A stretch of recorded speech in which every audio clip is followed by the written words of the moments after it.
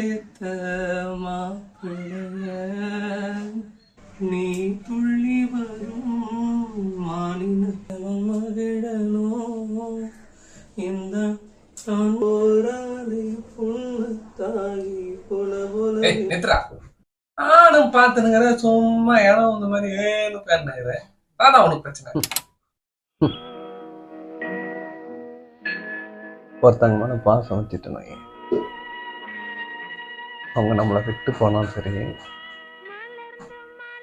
நம்மளால அவங்கள மறக்க முடியாது. நான் மறக்கணும்னு நினைக்கிறேன்.